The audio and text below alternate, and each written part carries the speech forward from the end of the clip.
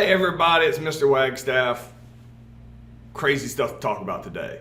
So we are in our unit here on challenges to American ideals, talking specifically about the civil rights movement at this point in the 1950s and the 1960s.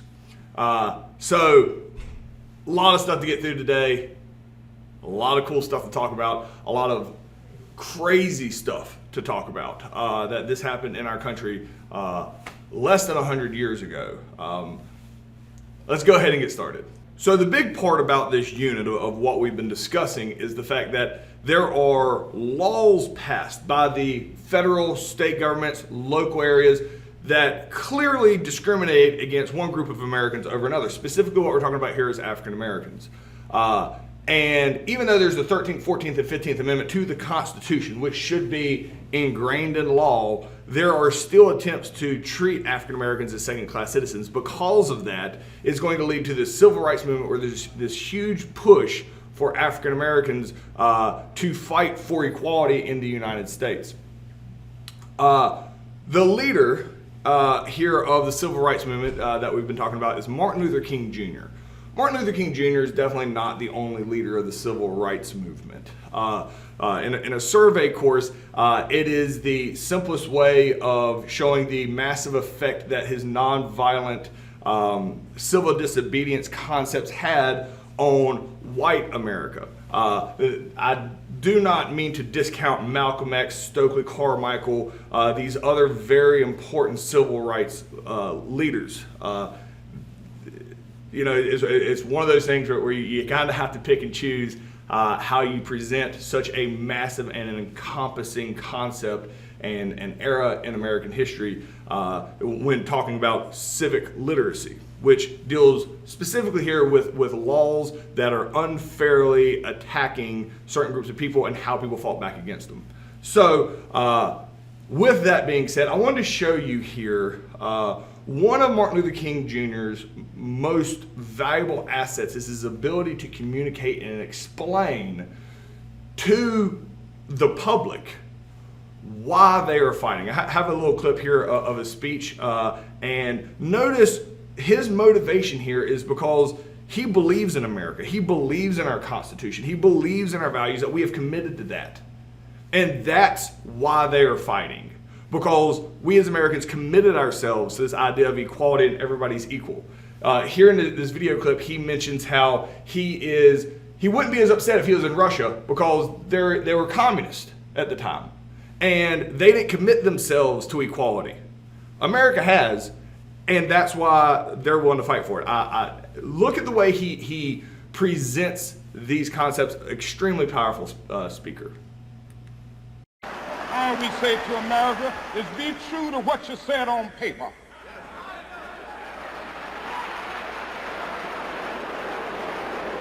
If I lived in China or even Russia or any totalitarian country, maybe I could understand the denial of certain basic First Amendment privileges because they haven't committed themselves to that over there. But somewhere I read of the freedom of assembly. Somewhere I read of the freedom of speech. Somewhere I read of the freedom of press. Somewhere I read that the greatness of America is the right to protest far right.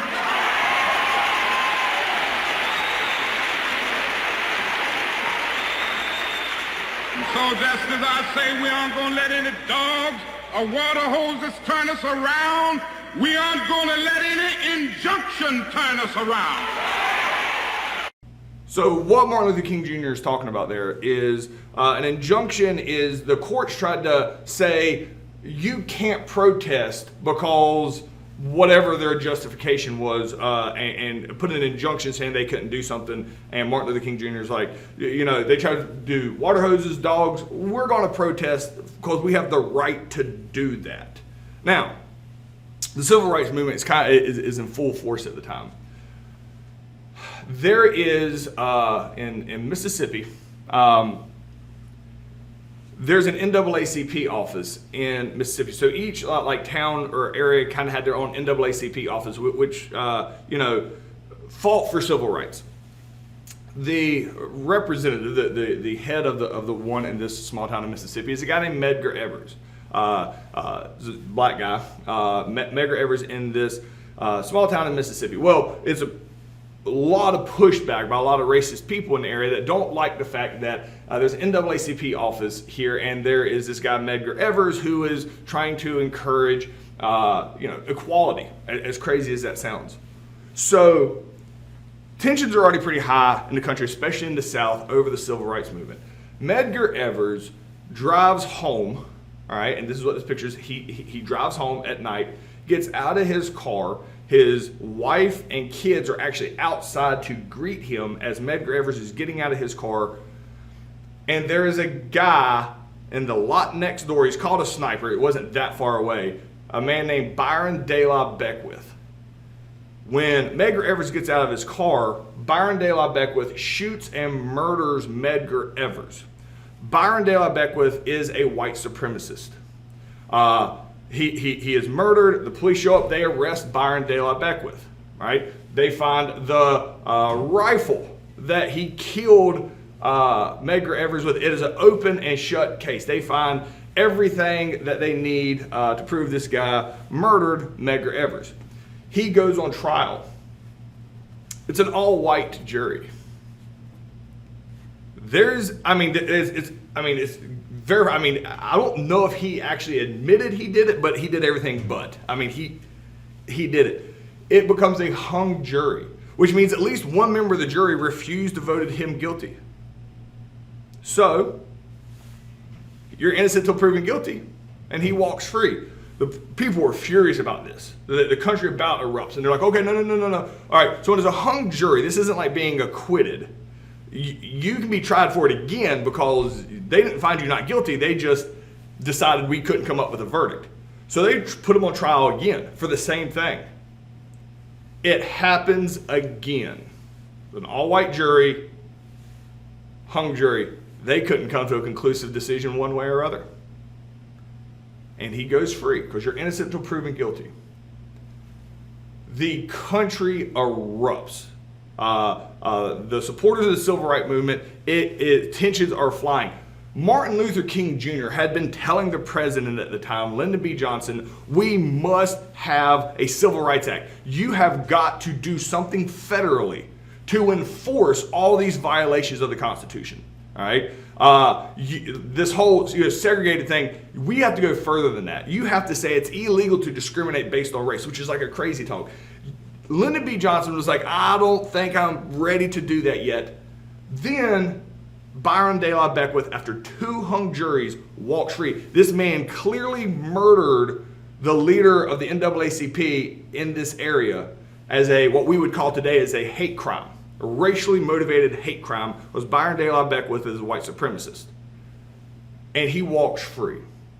Lyndon B. Johnson realizes the country is going to, almost like another civil war, not to the same extent that you would think about with muskets and all that, but the country would be torn apart if Lyndon B. Johnson doesn't do something. So Lyndon B. Johnson, who took over after JFK is assassinated, a lot of assassinations in the 1960s, Lyndon B. Johnson signs in 1964 because he sees the country is on the precipice of just an absolute catastrophe if the federal government doesn't step in the civil rights movement. And he signs the Civil Rights Act of 1964 basically in response to the ridiculousness of Byron De La Beckwith being allowed to go free. And it basically put on display how society is not set up for black people the same way it is white people, especially in the South. And this is a photograph of signing the Civil Rights Act of 1964, which is incredibly important in American history. We still reference it all the time today. The Civil Rights Act says you cannot discriminate against somebody based on race. We talked about court cases where, like the Heart of Atlanta Motel versus the United States started saying, I can only allow white people to come in if I want to because I'm a private business. They're referencing the Civil Rights Act of 1964, and the Supreme Court actually says you can't. Sorry, for multitude of the Civil Rights Act of 1964 signed here is incredibly important in large part with the motivation of Martin Luther King Jr. and Lyndon B. Johnson feeling the pressure and committing to the civil rights movement. So there's no more racism in America. Oh, we're done. No, that's clearly not the case. All right. But the question here is, before we talk more about that, why did LBJ, which is Lyndon Baines Johnson, the president at the time who takes over in 1963 after JFK is assassinated, why does he feel it is necessary to pass the Civil Rights Act in 1964? What was happening in America? Explain the situation that had led to this, where he felt like he had to do something here. All right, so pause me, answer that completely, moving on. So, hooray, Civil Rights Act of 1964, racism's over, not even close. Because the biggest issue for black people, especially in the South, are these poll taxes, these literacy tests, these grandfather clauses. It's preventing black people from voting. Now, the reason this seems odd, all right,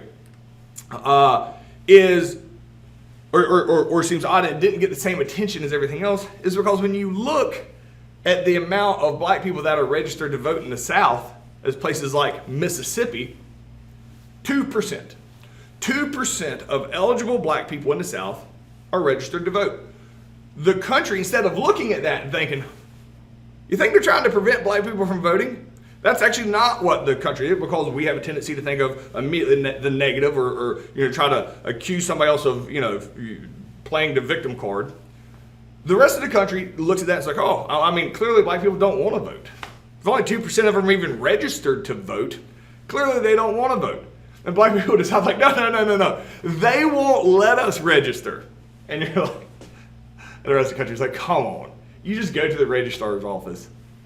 You register. And they're like, poll taxes and literacy tests. And they're like, dude, that applies to everybody. Like, nobody's grandfather really at this point was even alive 100 years ago. So, yeah, probably not a thing. Poll tax and literacy test applies to everybody. It's kind of make-believe. So, to prove it's not make-believe, in 1964, Mississippi is going to have a huge, the civil rights movement is going to kind of converge in the summer of 1964 in Mississippi. All right, led by a woman named Fannie Lou Hamer, who helps organize it. They're going to try to see how many black people they can get registered to vote.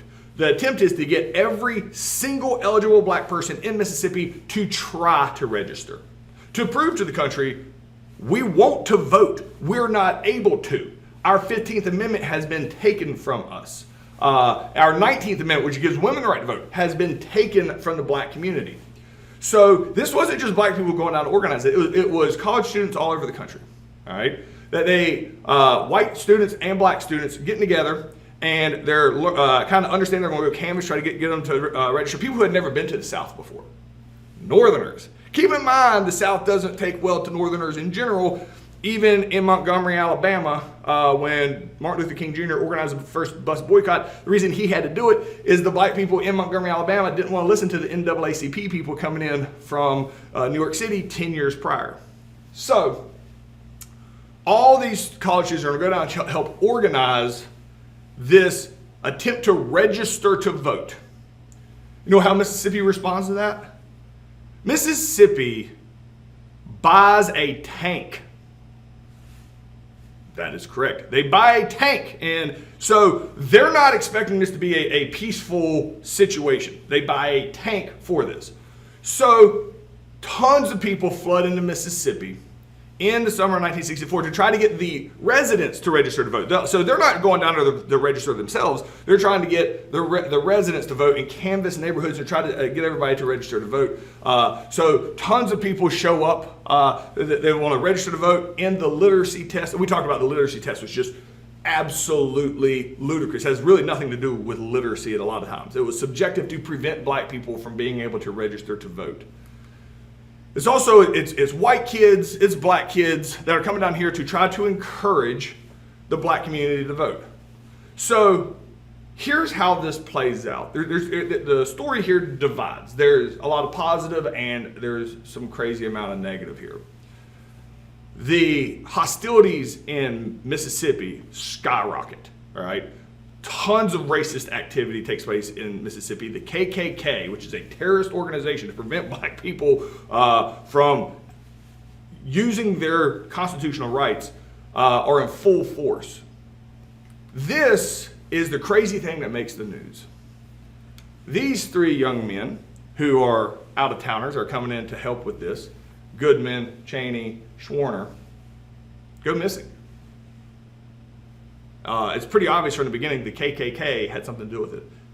They end up finding their car. They end up finding out that these three men had been murdered in Mississippi, and the country goes ballistic. So good, the country's going ballistic. They realize that the KKK is murdering these kids. That is crazy. That is awful. What's sad about that, you know why everybody was furious about this? Because two of those three were white guys. And the country was furious that racism is bad now because white people got killed because of racism, because they were with a black person. They were trying to help out black people, so they got killed. So now everybody's furious. As they're looking for these bodies, and they end up finding them, they find a lot of other bodies. And everybody's like, oh, is that? It's like, nope, it's an African American, and it barely makes the news. Like, even the people trying not to be racist, when you look back on it, you're like, ooh, that's a telling sign of the times in the 1960s, nationally, not just in Mississippi, but they wanted to know what happened to these three because two of them were white. So the whole country is focused on Mississippi, which is 1964. So here's what happens: everybody goes and tries to register to vote. Almost all of them are turned away and unable to register to vote. To prove, because one of the beliefs was black people don't even really want to vote. Like they don't really want to. Since all black people were basically denied in voting in the actual presidential election, the black community had their own fake election. Since they weren't registered to vote, show up and vote. Let's see what happens. And like just as many black people showed up to vote in this fake election because they were denied to vote in the real election as registered voters, meaning the white people that showed up and voted in the actual election. Proving to the country they want to vote. They are trying to vote and they can't. That combined with the murder of these three young men, the federal government's like, oh, this is a massive problem. So the next year, after the Civil Rights Act of 1964, Lyndon B. Johnson in 1965 is going to pass the Voting Rights Act of 1965 that says you cannot do something that prevents somebody from voting. You can have poll tax. Poll taxes actually become a part of the Constitution. But you can't do something that specifically hinders one group of people from voting. Like it basically eliminates grandfather clauses, literacy tests, poll taxes. It eliminates all that. So the question here is, what was Freedom Summer? What was the goal? Like, what were they trying to show in Mississippi in 1965? So pause me, answer that completely, and we're moving on. So as we just talked about, this is going to lead to the Voting Rights Act of 1965. So the Civil Rights Act of 1964 takes place, which basically says you can't discriminate based on race. The next year, the Voting Rights Act of 1965, and this is Martin Luther King Jr. here meeting Lyndon B. Johnson again for this very famous signing. It says you can't prevent people from voting like they were doing in Mississippi. You can't prevent them from registering to vote. You can't do these things anymore. And it is very strict, and the federal government will strictly enforce this. So the present day, and I say this is being recorded in the 2020-2021 school year, present day, there is a push for voter ID law. Basically, when you show up to vote, you show an ID to prove that you are who you are instead of just being on a registry. And the pushback to that actually goes back to the Voting Rights Act of 1965, that you can't have extra requirements for people to do this, especially if, and it depends on state by state on whether or not like the DMV will give you a free identification card. Because if you have to pay like the $10 to get an ID card or a driver's license, or if you're required to pay for that, and you had to have that in order to show to vote, that would be considered like a type of poll tax. And because of that, it would violate the law, and that's a big hindrance to having these these voter ID unless they were free for everybody. But we're going to start talking about the difference in de facto and de jure segregation and discrimination here at the end of the day. But the question here is, what was significant about the Voting Rights Act of 1965? And so pause me, answer that completely, and we're moving on. So I really wish that the civil rights movement, after they accomplished these massive goals of the Civil Rights Act of 1964, Voting Rights Act of 1965, just was no longer necessary. But it wasn't. There were quite a few injustices still taking place. Martin Luther King Jr. is still a pivotal part. We're now in 1968. Martin Luther King Jr., the man who is taught nonviolence, the man who civil disobedience, is going to be assassinated. Martin Luther King Jr. is going to be murdered. What's interesting, and I showed you a video clip here at the start of the lesson of his speeches, of how motivational they are, and how clearly he speaks. The day before he is assassinated, he gives another big speech like that. He predicts his death the day before, which is really, he'd never said anything like this, and I do have a clip of the speech, but he basically says, what we're doing is right, we're all moving forward as a people. He's like, I'm not going to get there with you, but I'm not afraid of any man, because he's a devout Christian. He goes, I know where I'm going. He says, if I die, don't worry about me, the movement needs to move on. He had never said anything like this before. And then the next morning, as he's at a hotel in Memphis preparing for a march, he is assassinated by a sniper. I want to show you a clip of that speech right here. And I've seen the promised land. I may not get there with you, but I want you to know tonight that we as a people will get to the promised land.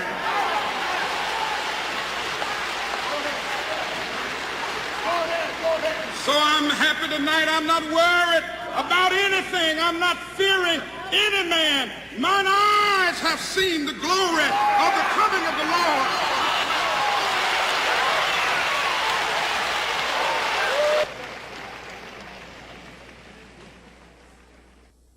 On that balcony, I said, okay, we are going. Let's go. And I walked. He was leaning over the rail, talking to Jesse. And that was it. Martin Luther King, Jr. was killed tonight in Memphis, Tennessee, shot in the face as he stood alone in the balcony of his hotel room. He died in a hospital an hour later. So, Martin Luther King Jr. is killed by a white supremacist, a guy named James Earl Ray, who goes to prison for the rest of his life and ends up dying in prison. The country went ballistic over this. The man who talked about nonviolence is murdered, assassinated. All right. The country erupts. Tons of riots take place because it feels like the whole nonviolence idea apparently doesn't work when the nonviolence guy gets murdered. So the city erupts.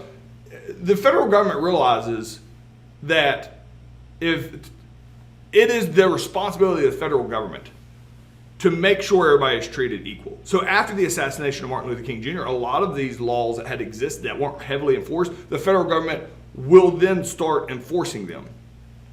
The country had gone ballistic. Here's what the question is. When Martin Luther King Jr. was assassinated, it is very important historically that Martin Luther King Jr. in history books, and when your history teacher tells you, was assassinated. Not murdered, but assassinated. Assassinated basically connects him with a larger concept. Like, he wasn't murdered for being Martin Luther King Jr. He was being murdered for what he stood for, almost like a martyr. The media immediately says he was assassinated, the white media. It wasn't just a rabble-rouser guy out here that, he had it coming like Bull Connor had talked about after the Freedom Riders. there is a horror in society that this man was assassinated. His whole concept was under attack of civil disobedience and nonviolence. It is important that he was considered to have been assassinated because it gives credence to what he stood for. And after his assassination, there's a lot more focus on enforcing these equality laws that were supposed to have been enforced to begin with. So pause me, answer that completely, and we're moving on. So there is this thing called the Kerner Commission that comes out that basically says, they do a lot of research on what is causing urban violence, all right? Which at the time, the cities were predominantly black, all right? And people were like, oh, it would just be racist, oh, black people are more violent or whatever. So the Kerner Commission goes out and actually researches this, and it ends up has nothing to do with your skin color, because humans typically react to the same stimuli regardless of what your race is, because humans are human and they react in the same way. So the reason there's so much more violence in these areas has to do a lot with segregation, which caused inequality, which caused a lot of poverty and disadvantagedness. And that was the big issue. There's also a Civil Rights Act in 1968 that made de jure segregation illegal and did everything in its power to end de facto segregation as well. Here's what that means for those two. De jure segregation is segregation that exists by law, like Jim Crow laws, segregation, white only, black only, all right? That really by the end of the 1960s is wiped out. That no longer exists legally. And if you can prove it does, you're gonna win that court case. De facto segregation is segregation that exists by practice and custom, and it's not enforced really by law. And that is a lot of what we would see today in society when we see data that doesn't tend to make a lot of sense and seems very racist. There's no law that makes these racist connotations and makes black people disproportionately affected in a certain situation than others, but it's hard to nail down. And for that reason, it's very hard for me to go through as a teacher and be like, here's what happened, because when you get into de facto segregation, it really is as variable as people's opinions and individual experiences. Let me show you what I'm talking about. This is present day, all right? On the left, the percentage of black people that are involved in police shootings is way more than other races, proportionate-wise. Black people that are in prison, vastly disproportionate to their population and other races in the United States. Why? Why? And that is a legit question to ask. Why? There's no law, de jure segregation, that basically says legally these groups have to be treated differently. De facto segregation is these things that happen based on custom and practice, and why are we doing it? So that is kind of where we get to in today's society. Why are there still these differentiations? We know that regardless of your race, human beings react the same way to the same stimuli. So why are black people and white people in America present day still having different experiences? And that is what the current debate is, and the current conversation is on how you better society in this aspect. So the question here is, what was the main reason the Kerner Commission said urban violence exists? So answer that completely. And that's as far as we can get today. See you guys tomorrow.